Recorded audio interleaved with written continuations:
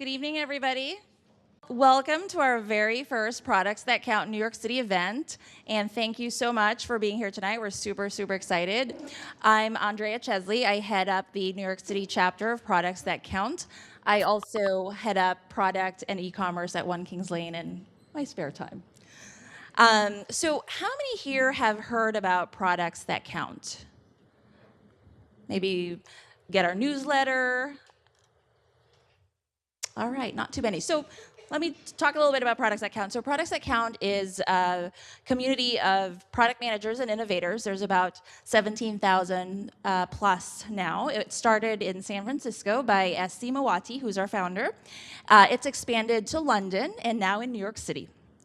It's a really, really great resource of amazing content. We do podcasts, we do our newsletters, we also do executive-only retreats, and then we also do these speaker series. So our speaker series, it's monthly, and our speakers are accomplished product leaders. They talk about very unique topics around how to make products great, essentially how to make products count. So pretty straightforward. So before I introduce our speaker for tonight, I just want to take a moment to thank DigitalOcean for again hosting us, this wonderful venue, the delicious food, and I want to invite Shivan to come up and just say a few words. Shivan is the head of product here at DigitalOcean. Thank you. Welcome, everyone. So before I get going, how many of you have attended product meetups in New York? Put your hand up. See a few hands. Product meetups that you attended that you actually liked, specifically from product. Keep your hand up if you really liked them. Still a few hands. Yeah, Chris is also like, I'm not so sure. All right, so I've been in the product community for a while, also in New York, and same thing, like there have been a few attempts at having meetups, and not all are very good or geared towards product people. But when I met SC in San Francisco a few months ago, heard about Products That Count and what they do in the community in the Valley, and was really, really impressed. So we said, we host a lot of events here. And so we said, hey, we should bring this. If you're looking to launch in New York, we have this amazing space. We host a lot of other events for developers. We'd love to host you for product. So I'm a big believer in building a community of product people in New York. We have a lot of exciting technologies and companies that are being built here. So hopefully this is an avenue we can use to build a strong product community, and hopefully you'll find a lot of value out of it too. And before I go, just wanted to share a little bit about what DigitalOcean does. We're essentially a simple cloud platform designed for developers. So a lot of our customers are developers, whether they are hobbyists or small companies, or a lot of startups actually build on our platform, and we really focus on the simplicity of making or building applications in the cloud very, very easy for our customers. And so this is, again, a great venue that we have. We're very lucky to be able to host a lot of people. So I'm looking forward to seeing similar faces again next month. Andrea will share sort of what they have planned out, but I've seen some of the speaker lineup, and it's really, really impressive. So hopefully we continue to build this meetup in the community going forward. Thank you. All right.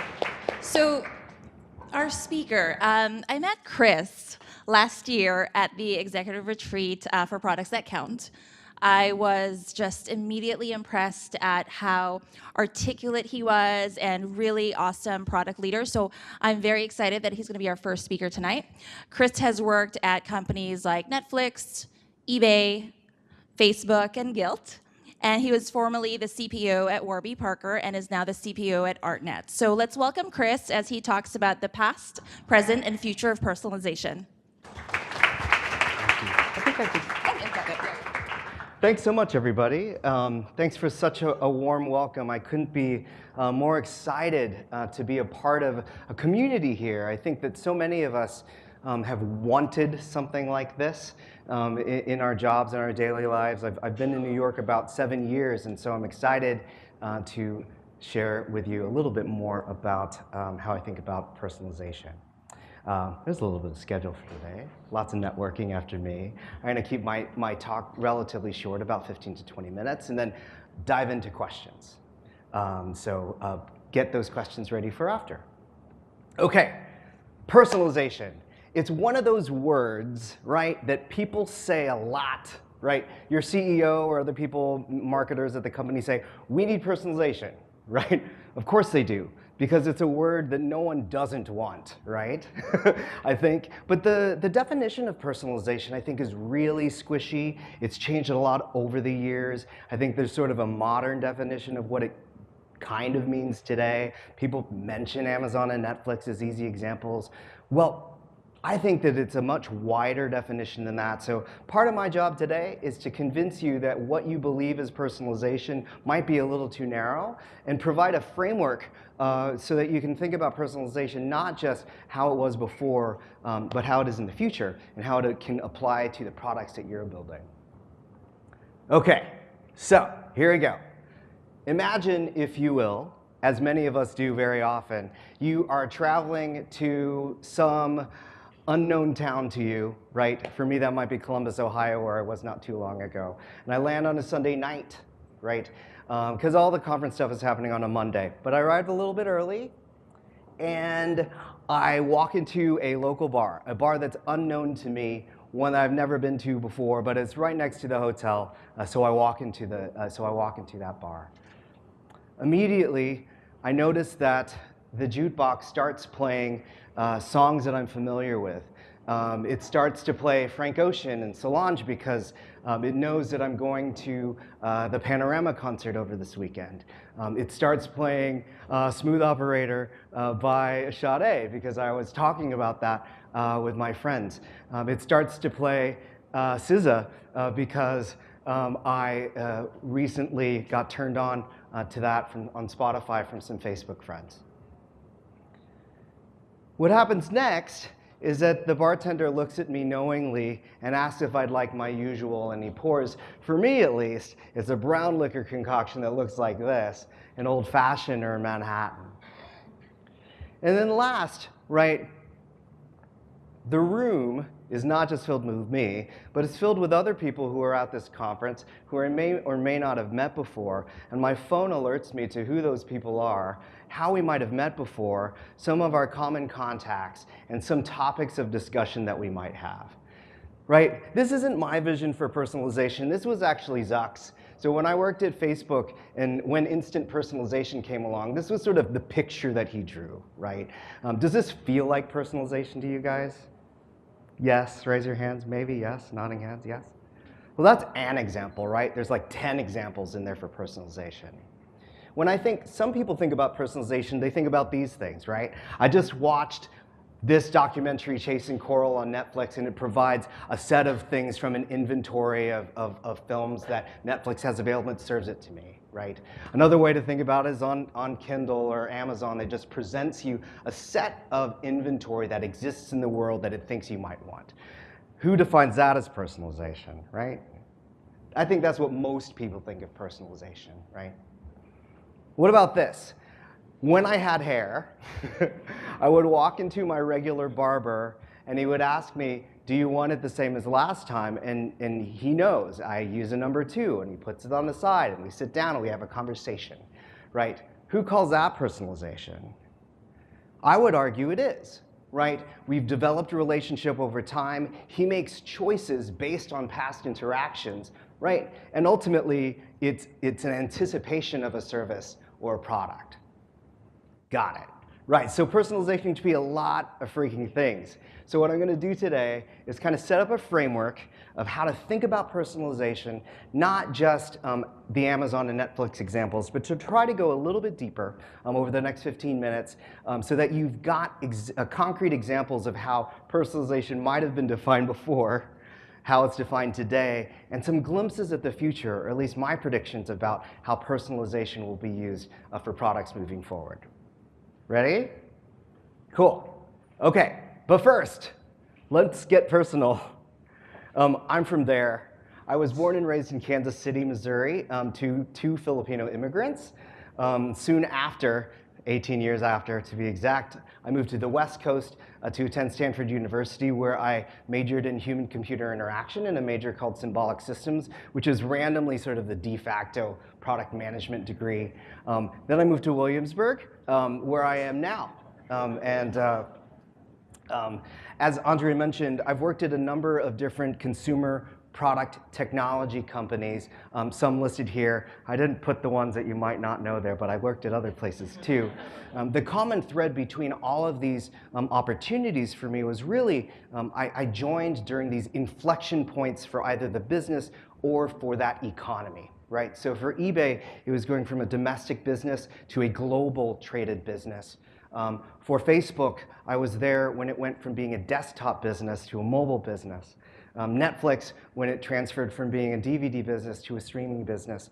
Warby Parker, when it was a online-only business to a hybrid model with both stores, home try-on, as well as online services. And now ArtNet, one of the oldest industries in the world, supporting the buying and selling of real fine art, pre-Renaissance business, where I'm there to help lead the product team to really understand the fine arts business and connect collectors with auctions houses, buyers, galleries, and museums.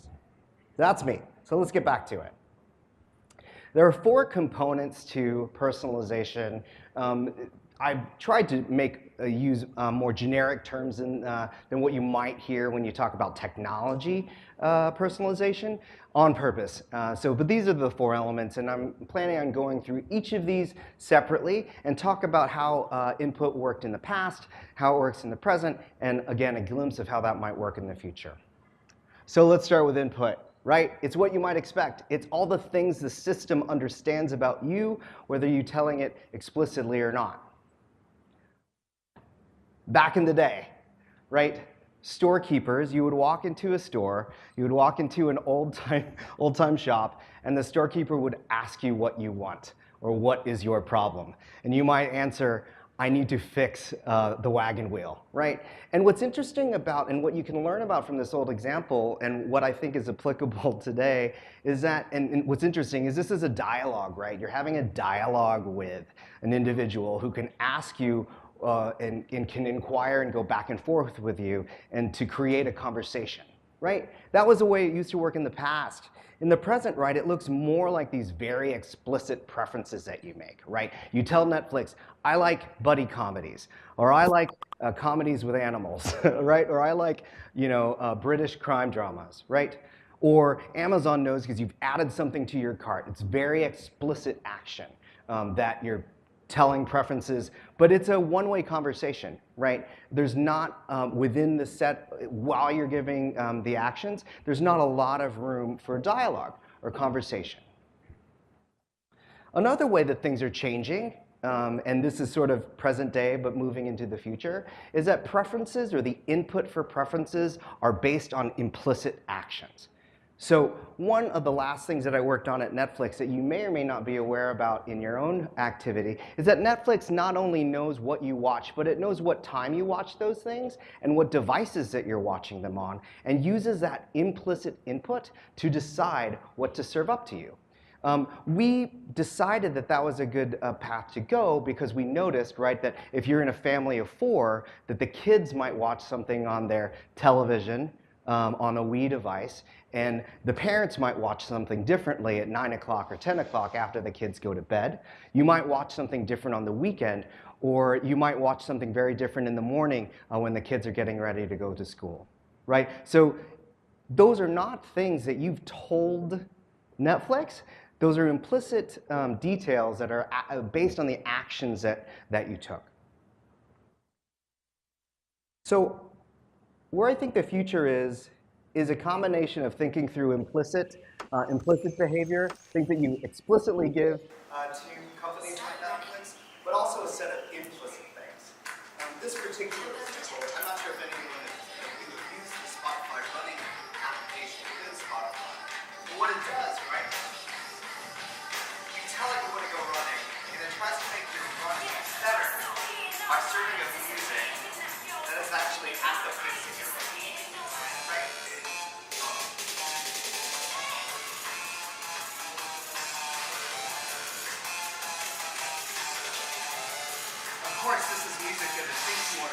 issues. So Charlie doesn't have a fast enough soundtrack to stay interested. But Frank Ocean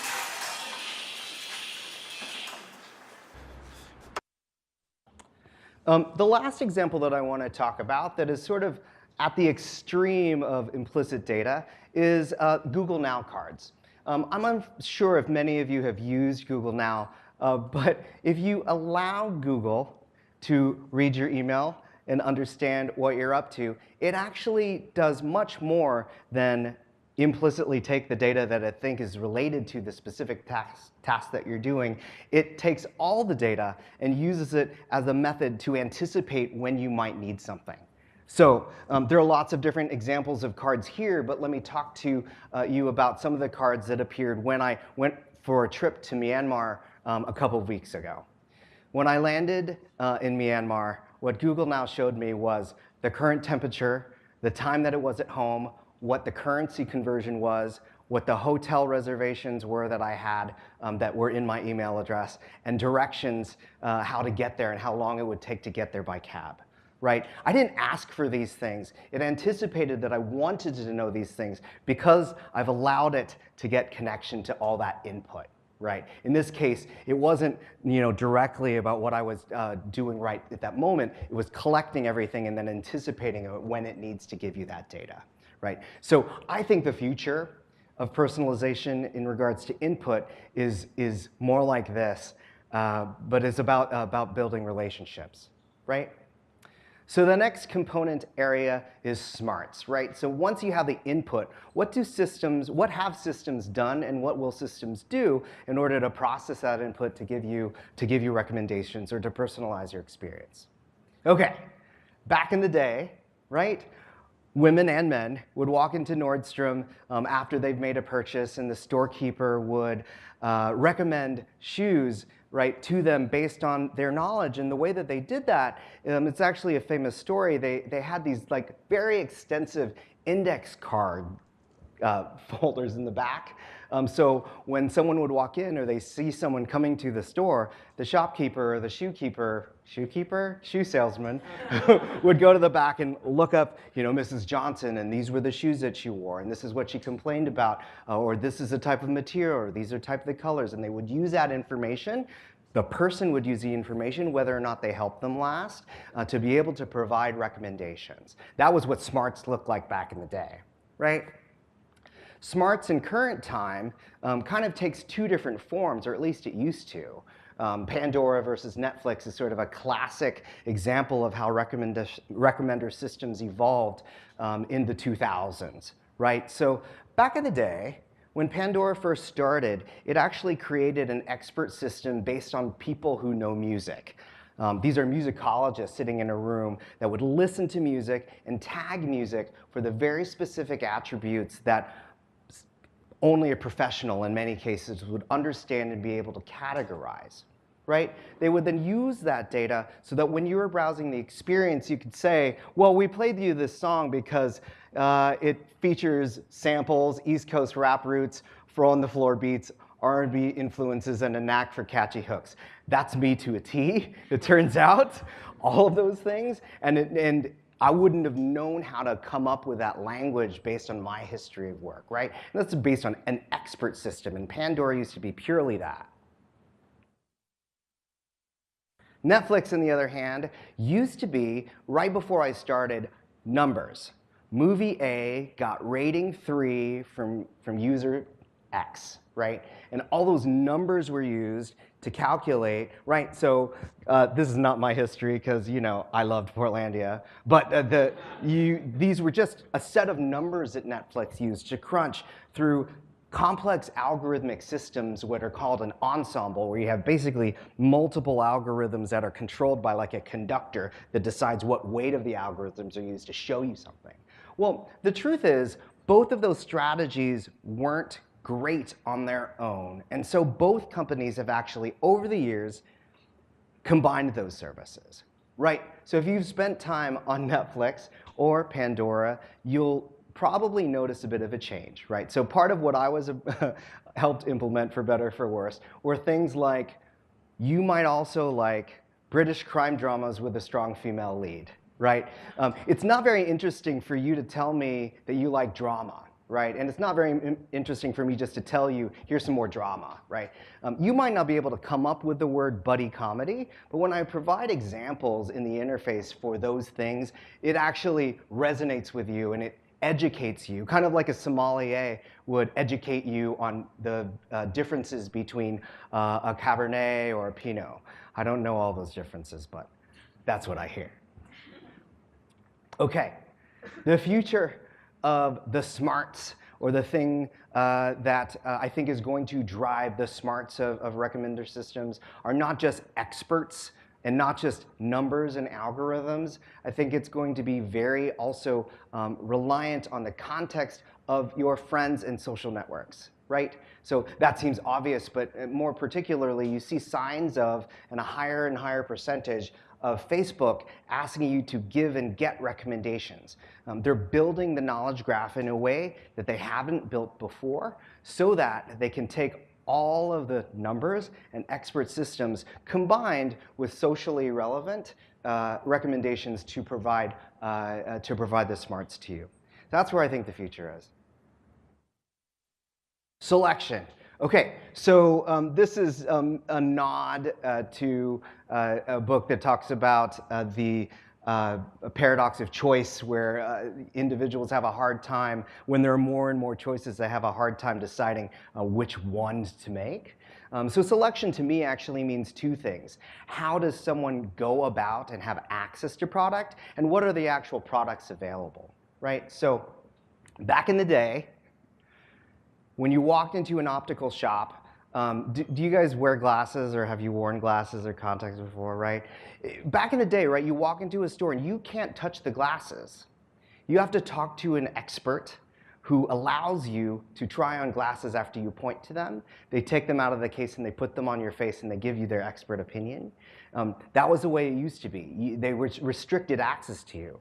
Well, Warby Parker, among others, are really changing that model where you have direct access to try on and they trust you to try them on and trust you to have opinions. Obviously, the folks in the store who are experts who do this day in, day out can also provide opinions, but they wanted to give you the control and to be an experience that's more similar to the online experience. So when I was working at Warby Parker, my job was not just to define the product experience online. It was really looking at the integrated experience, right? So we knew that 12% of people that go into stores put on the glasses, take a selfie. 80% of them send them to a friend via email or post it on Instagram and get opinions. Many of them would go back home after they've gotten those opinions and start an order online and then pick it up in the store, right? So it's a very unified experience, and it starts with this selection process. When I think about inventory and what inventory is available, right, back in the day, inventory didn't really exist for certain goods, right? You had to talk to a cobbler who took your personal measurements and made a very artisanal shoe, right? It wasn't, I wear size 8, right? It was, I have an imprint of your foot, and I've taken a number of different measurements to customize it to you, right? So that inventory, it wasn't sitting on a shelf, right? Fast forward to today, a world that we're all very familiar with, where there are too many toasters to decide between, but I have a hard time deciding, and probably none of them has exactly what I want. And what I want is not probably like Bluetooth wireless toasting.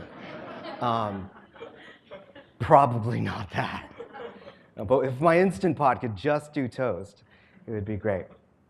Right, so what the future feels like to me, and some things that you start to see already, feel like personalization, not just the inventory, but what the product represents. So this is a product results from Etsy, and if you go to do a search for handmade, there are over 4 million results. There's this German philosopher, stick with me. There's a German philosopher by the name of Walter Benjamin, and a famous essay called Art in the Age of Mechanical Reproduction. He talks about the aura or the soul of a product and how when products can be manufactured when you move from an artisanal world to a world where there's mass reproduction, products tend to lose an aura. It loses a sense of where it came from, and as a consumer or owner of that product, you lose a connection to it. What I believe, and what I believe Walter Benjamin believed, is that the meaning of a product, knowing where a product came from, what the company stands for, that is a very personal and personalized choice. And I think that that is influencing a number of different industries, right? Obviously, one that I think is very near and dear to me is this Buy a Pair, Give a Pair program at Warby Parker, and certainly Tom's and many other folks are doing, right? It's not about the product, but it is personalized to my beliefs, right? It's something that I choose to, I could buy glasses anywhere. I can buy cheaper glasses than the one I have on now, but I choose to buy from Warby for lots of reasons, and one of them is this. Indochino is an example of where I think the future of product is, right? In some ways, it's going back to what an artisanal world was, right? They have about 60 measurements for me when I went into their showroom in Soho, but you can do the measurements yourself. And they custom make a shirt and pants, and now I have a tuxedo for a wedding, and a bunch of other things. They're not off the rack, right? And I find a personal connection to this because I'm kind of, I'm Filipino, so I've got sort of a short torso, and I'm not exactly medium, and my pants always need to be hemmed. So I'm willing to pay a little bit more to make this choice of what you were able to do a long time ago instead of buying the toasters of shirts at Cause or wherever I go. I do love this shirt from Cause, but I'd love for it to be customized before the start. Okay, so that is inventory, selection, how people select in there. So let's talk about delivery. So when people talk about personalization, they don't often actually complete the whole life cycle. When most people think about personalization, they really stop here, like what is being displayed? Right? What is being displayed in personalization is achieved if you narrow down the set that has a higher conversion rate, and great, you're done. Right? To me, delivery is one of the most important and interesting parts of delivering a truly personalized experience that I want to end with today.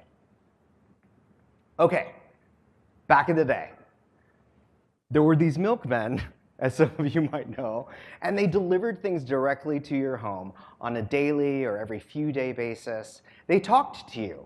They met your family. They knew how often they needed to come. They knew how much you were drinking, and you gave them pie, right? But I think the important thing here is that they knew you, right? And they developed relationship as a part of the delivery process, right? Move forward to today. The delivery of products is this sort of commoditized, gross brown cardboard experience, which is never as satisfying as you perhaps want it to be, right? To me, I think that when I think about a customer, I can't just think about did they complete their order, did they get the box. It has to, I think, be more than that. For Warby Parker, of course, it meant did the prescription make sense, and were they adjusted so that someone could not just see but not get sore on the temples, right? So the example I wanted to bring from what I believe is the future of delivery in regards to personalization is Enjoy. Is anyone familiar with Enjoy? Enjoy was started by Ron Johnson, who is an innovator in retail. He started and built the retail plan for Apple, right? So he's a super smart guy, and he really wanted to understand how to rebuild or think about a commerce experience. So there's a number of ways that this is different. Success for Enjoy is not when the product gets to the customer. Success is when the customer is successful at doing what they wanted to do with the product. So let me show you a quick video of how the thing works. How does this Enjoy thing work? Let me tell you. Step 1, you buy one of our amazing products. And believe me, they are amazing. Step 2, you tell us where and when you want it to be delivered, anytime, any place, and we bring it to you. not in a random 2-hour window, but hand-delivered exactly when you want it. Step 3, your new gear is not dropped off by some random delivery man, but by an expert who stays with you for an hour, helping you get set up, teaching you tips and tricks, answering all your questions. And it's free. That's how this Enjoy thing works. I ordered a drone from Enjoy, and they did a number of things for me. Before it arrived, well, they asked, can we update the firmware and the software? Thank God, please do that, because I hate doing that shit. Can we recharge your batteries? Yes, please charge the batteries to 100%. When we come, do you want us, we're not leaving until you're able to get the plane in the air, so let's make sure that you schedule time when you can get the drone in the air. Great. And on their way out the door, we planned a session where we could go together out so that they could help me with some of the, just get my bearings literally on how the product worked, right? So they were really focused on what customer success looked like, not just the receiving of the product, but really a complete package. Cool. All right, so I don't know how to do that. So those are the components: input, smarts, selection, and delivery. For input, right, we talked about a transition from explicit input to more implicit input, not just based on things that are directly relevant to you now, but by gathering a bunch of data like Gmail to anticipate what your needs are for some future event. For smarts, we talked about the index card system moving very quickly to an experts like musicologists and combining that with serious number crunching through machine learning and other recommender systems. For selection, we talked about how we allow people to select, as well as the inventory that's either mass-produced like the toasters or made for you to your specific specifications, like what a cobbler or what Indochino would do. And then delivery, right? Going from the world of the milkman to the boxes to what I believe the future is with Enjoy. So those are components. What I think the common theme that you'll see is that what was old feels new again.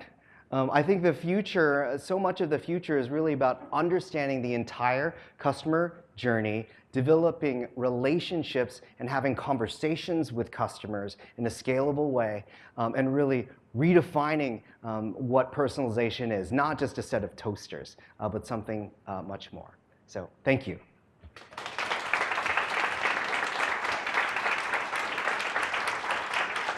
What questions do you have? If there are any questions. There's some folks, nice folks here with mics who are ready to walk around. Do a mic. All right. I just had a question about Joy, because that sounded very interesting to me. So was that like a service that you like? Where'd you buy your product from, and then?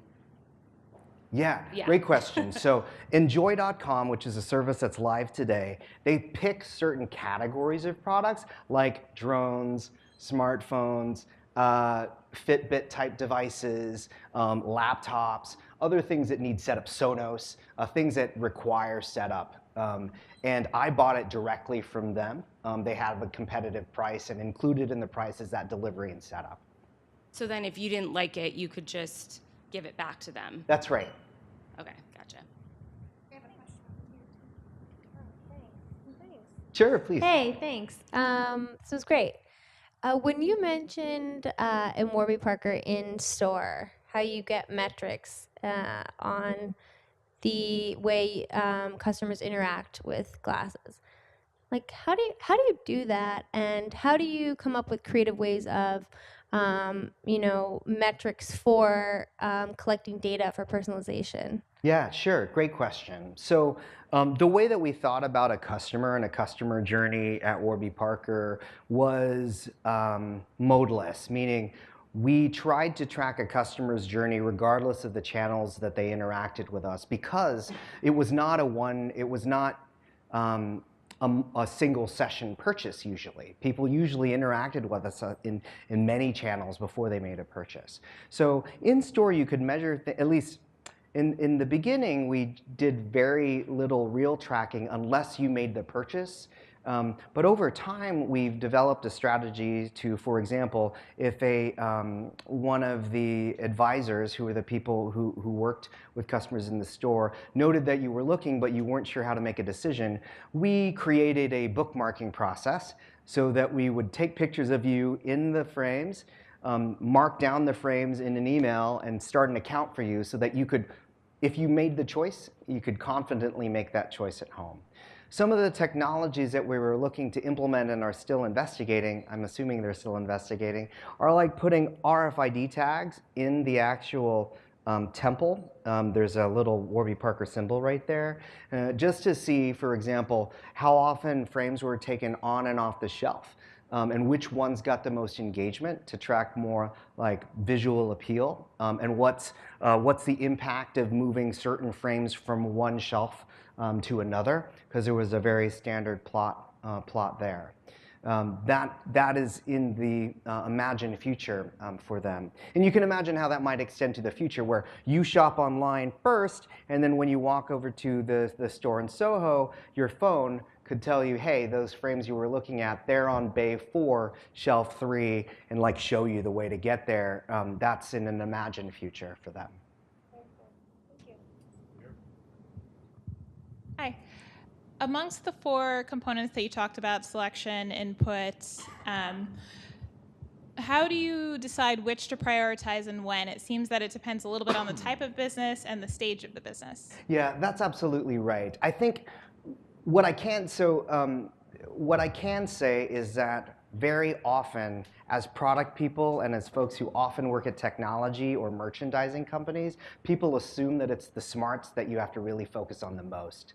And I would say that's often incorrect, right? Because the truth is, you could have the very best recommendations, but if you don't put it in a place where people can see them or know why you gave them, then it doesn't matter. Or if you didn't focus on collecting the data and putting it in a place in your data that can be accessed and used, then the recommendations aren't great either, right? So it is the case that you kind of have to balance and understand, based on your business, where you actually make that investment. But what I would say is that most people overinvest very early in like believing that they need to invest in a technology to build like a recommender system, which I think is overdone.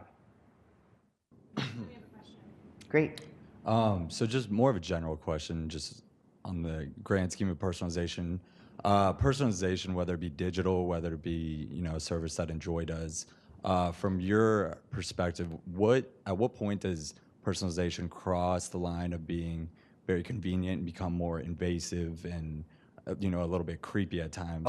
When these companies, call me old-fashioned, but if someone comes and tells me how to set up my stereo, I'm just like, get out of my house. So, so at what point do we cross that line and kind of figure that out? Yeah, well, so what's interesting, right, is when have they crossed your line versus when they've crossed mine? Because not that long ago, I turned all the Google stuff off, right? Like, I don't want you to know where I am. I don't want you to know where I'm going. I don't want you to read my emails, because I just didn't think that felt creepy to me. I have all that on now. And it's not because I felt less creepy, it's more that the utility of what they're actually able to provide now changed my mind, right? Like, yeah, I'm not sure if I want someone to come over to set up my Sonos, but I can tell them, you know what, yeah, update all the software and open the boxes and take away all of the crap, the paper and stuff, and that might be your line. Right, so I would suspect there's a big spectrum of lines in the room, but I think we've already gotten to creepy for many people, which is scary. So I think we have the responsibility as product managers or aspiring product managers to give control to consumers so that they can very transparently understand what inputs that we're gathering and what we're using and what they're using them for, so that they can turn on and off selectively what data that they are providing or don't want to provide. I think it's our responsibility to do that because of the creepness, not you, the creepiness. Hi. So my question is about selection. So when you allow the user to select something, you're kind of putting the responsibility on them to make a proper decision. And when you do the selection for them in advance, whether they know it or not, that is kind of putting that risk on you as a company, as a brand. So if they end up not liking it, then the recommendation, then it kind of hurts you. So how do you mitigate that? And then also, how do you balance that with kind of overwhelming that user with too many options? Yeah, that's a great question. I think it's a really hard balance, and I think it's category dependent as well. You know, when we thought about this question at Gilt, right, we didn't have all of the brands and all of the blouses and dresses and shirts, but we knew what we had and knew that we could merchandise them in a way that was compelling and gave trust to the consumer. They would blame us if we picked something that they felt was off-brand or off-market, and we did get some slack for that. But you have to have experts that help you and understand the fashion world in order to do that. I actually do think that a world like Amazon is too hard to navigate for many people. So as I've seen them evolve over the years, they have done a lot more curation, right? Like, this is Amazon's choice. We didn't know why they're choosing it, but this is Amazon's choice.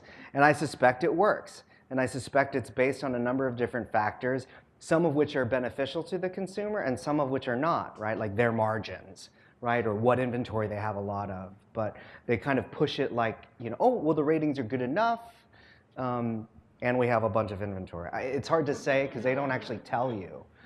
So I wish I had a more straightforward answer, but I think it's a bit of a balancing game, and it kind of depends. If you don't have trust with a consumer, you have to give them more control because the relationship hasn't started. But you know, if you're starting with Netflix, their recommendations are horrible, right? But you have to develop a dialogue, right? Part of personalization is about, like with your milkman, starting a conversation, right? Like, this is who I am, and this is what I need.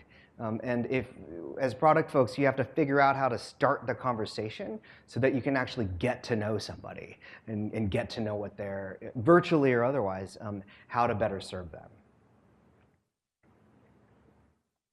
First of all, thank you very much for the fantastic talk. Oh, you're welcome. Thank you. I'm surprised that you haven't used even once the trendy buzzword AI or machine learning today. Yeah, I did it on purpose. Okay, no, that's fantastic. Like, you know, so I just want your comment on the use of AI and ML in this personalization world. Yeah. And I have a part two question, is that as a product manager, when you want to implement something and when there is a disagreement between UI, UX, and backend developers, as a product manager, if you can use any of your cases you have worked on, how you resolve those disagreements and get the product going forward? Sure. Thank you. Sure. So, great question. So, when I put together this presentation, I had very explicit rules for myself, and one of them was to dispel what you would define as personalization. And the things that came to mind were that Amazon and Netflix stuff, and the math that's required to build the thing, right? I could talk for hours about algorithms and recommender systems and machine learning in regards to personalization. I don't know. You know that already, or you have access to that direct information. My job today was to kind of change your mind, I think. Talk to me later if you want to know how Netflix made decisions or how it used AI to build stuff. But I don't know. I felt like you knew that part. And so there was like half a slide where I talked about recommender systems and algorithms. The second question was how to work with, and I would add another category there, like data scientists, back-end folks, front-end folks, and product people. How do they play together and how do you make decisions? Honestly, like quantitative and qualitative testing. A/B testing, put things in front of consumers, multivariate testing. You can't argue with data. So, you know, at Netflix, we would take bets, right? Like Neil Hastings, who is great, or Reed Hastings is great, and we would take bets all the time. It's like, I believe this version of the algorithm to get taste preferences are right. And he's like, nope, I disagree. I think it's that one. So we picked our horses. Mine was algorithm A, his was an algorithm B. You know, one of them won. Half of the time it was him and half the time it was me. We grabbed beers. You know, like, but we weren't arguing. Right? There was no reason to argue when we had the mechanism to get the feedback. So if you don't already have an A/B testing structure of some kind, make plans to do it, because you'll save a lot of time in arguing if you do. Two more questions. Yes. So what I'm really curious about, you talked about things that are old seeming new again. And I'm thinking about product and tech around the world. There's a lot of countries that aren't quite in as mature a state of tech use as America. And do you think that these countries that might still have some of these more old style ways of interacting with the customer, are they likely to go through the same cycles of that extreme tech enablement where you have 1,000 choices and then go back to being more personalized? Or do you think that there's something that they can work with there and they'll skip some of the steps that we took? I think they're going to skip it, right? I was just in Myanmar, as I mentioned early in the talk, and they went from, 5 years ago having less cell phones in North Korea and SIM cards being $500. Fast forward to today, 85% of the population has smartphones, because SIM cards are $1.25. So they skipped having landlines, they skipped laptops and Wi-Fi and home service, and they went straight to smartphones with cellular. And in talk, I spoke at like what you could call the Y Combinator of Yangon/Myanmar. And so they're taking experiences like, I am the mom and pop roadside shopkeeper, and I'm creating an app for that. And they're skipping, right? They're skipping a lot of those steps. So, the threads of that history, I think, were always consistent around these 4 factors. But I do think that there's an advantage of skipping all that mess. Last question. Yeah. So I think, some of the examples you brought up, Netflix, Amazon, I think one of the reasons they're so successful at personalizing is because they're able to, they require someone to log in and identify themselves. Now, for those of us who work maybe at smaller e-commerce shops who allow for guest checkout, who aren't able to identify all the people coming to our site to purchase, I think the big question to ask is, going forward into the future, how do we identify these folks? How do we get these folks to identify themselves so that we can even personalize to them in the first place?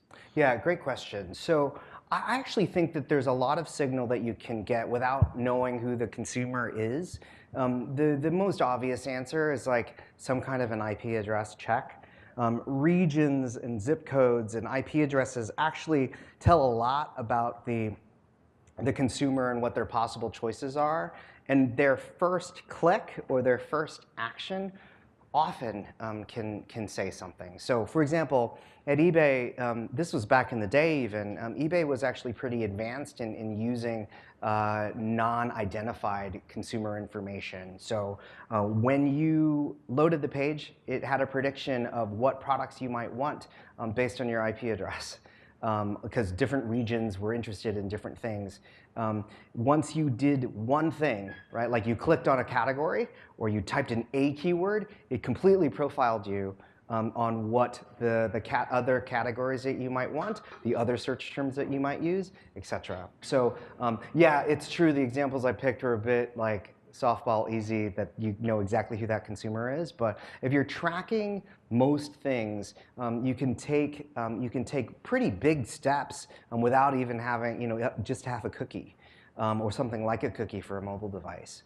And once they've taken an action, you can relate it to your database of known users and what they've done, right? You can build the algorithm based on known behavior, but use unknown behavior, if you will, or unidentified behavior to kick it off.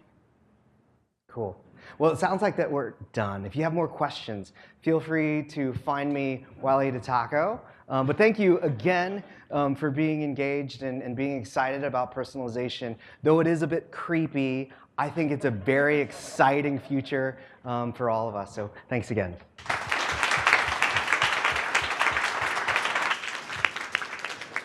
Chris, thank you so much. That was such an awesome talk. Hopefully, you guys grab Chris after this. So we have just a couple more things before we end the evening. First is at Products That Count. I mean, we're all product people, so we take our programs very seriously, just like products, and we always want to make them better. And so we would love everybody's feedback. So you should have received an email with a small, like a very brief survey to take. So please take it. It's for us to measure our Net Promoter Score. So our Net Promoter Score is about 50, which is pretty good. It's actually a very, very good Net Promoter Score. And so it helps us make our programs better. It makes our content better. It helps our speakers get better. There's actually a bit of like a competition that goes with the speakers to see if they can beat each other's NPS scores. So let's make sure Chris beats everybody. So let's make sure we do that. Yeah, please. It's important.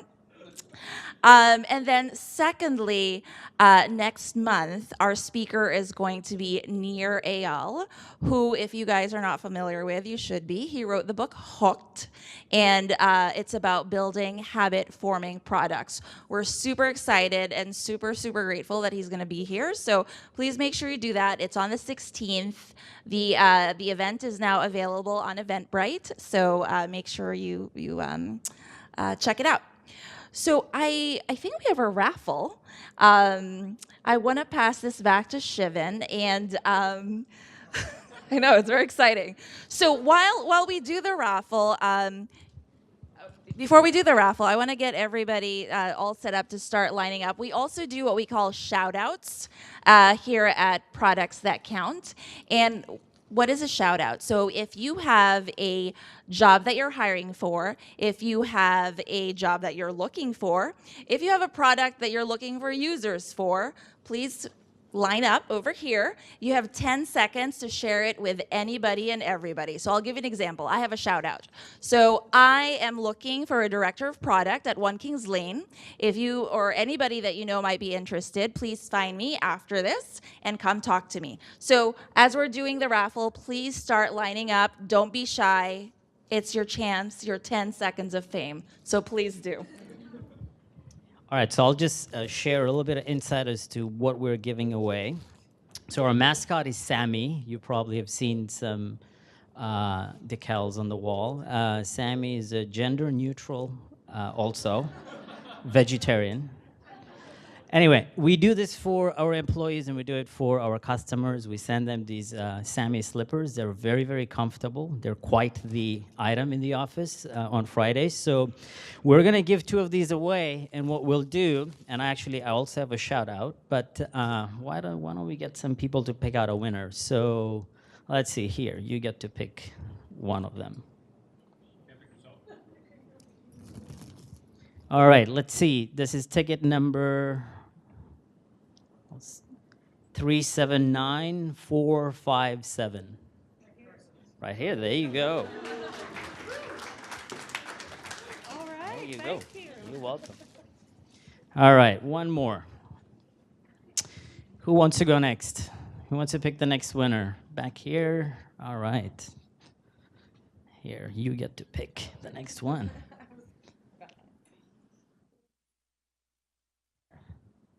Okay, this is 379450. Who is that? Oh, there you go. We have a winner back there. All right.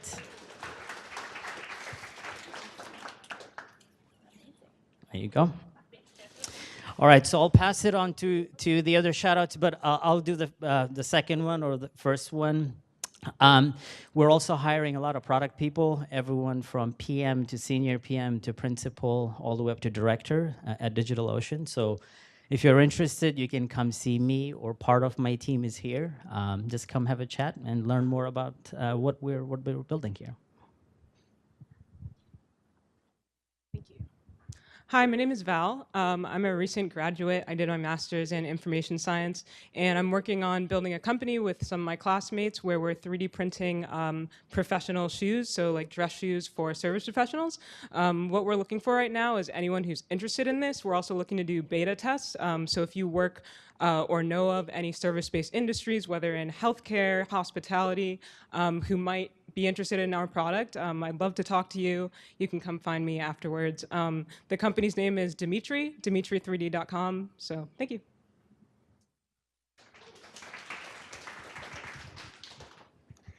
Hi, I'm Afshan. I'm at Fab.com. Some of you guys might have heard of us before. We are looking for a digital advertising manager to join the team. So if you're interested, please talk to me. We're doing a lot of exciting things. And I'd love to hear who's interested in taking on that role.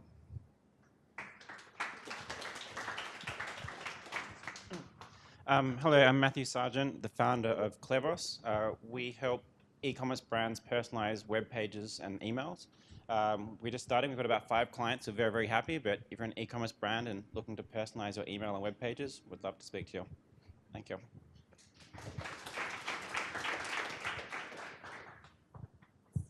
Hi, everyone. My name's Nikki, and I've actually come all the way from Sri Lanka just for tonight.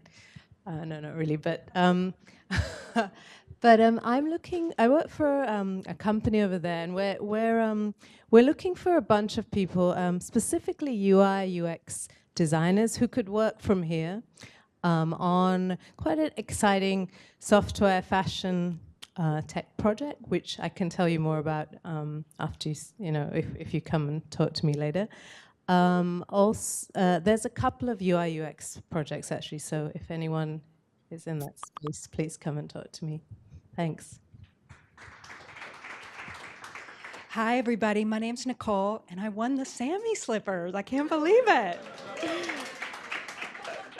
I also wanted to say I'm work with a company called Command C. We're an e-commerce developer, and we love working with innovative products and entrepreneurs, and we're a group of women in tech, and I would love to hear if anybody's looking to build an e-commerce store. That's what we're up to. Thanks.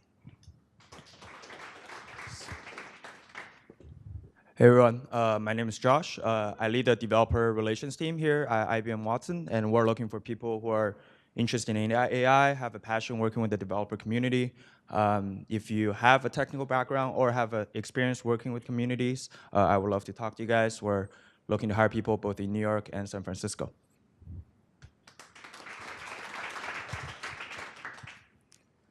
Hello, everyone. My name is Forrest Ackerman. I get creeped out easily by personalization. But I'm a part of the product and consultation team at Bounce Exchange. And we are an e-commerce service that kind of helps retail brands do personalization and connect with platforms. So we're looking at anyone interested in working with us, kind of bouncing personalization ideas off each other and just seeing what the future holds for retail and e-com. So happy to connect with you all after this. Hey everyone, I'm Oliver Peisch and I work at Simon Data. We're a really cool kind of next generation marketing platform that essentially connects all of your customer data infrastructure and all the work you might be doing on like predictive algorithms to all your marketing channels in order to like power personalization that's consistent across email, on-site, in-app. We can do push messages, SMS, direct mail, pretty much all your channels. And we're working with a bunch of cool New York-based startups, folks like Casper, Blue Apron, Peloton, Greats. So yeah, we're doing some really cool stuff. If any of you guys are kind of trying to get your personalization efforts across all your channels, like check out the website at simondata.com. So yeah, thank you.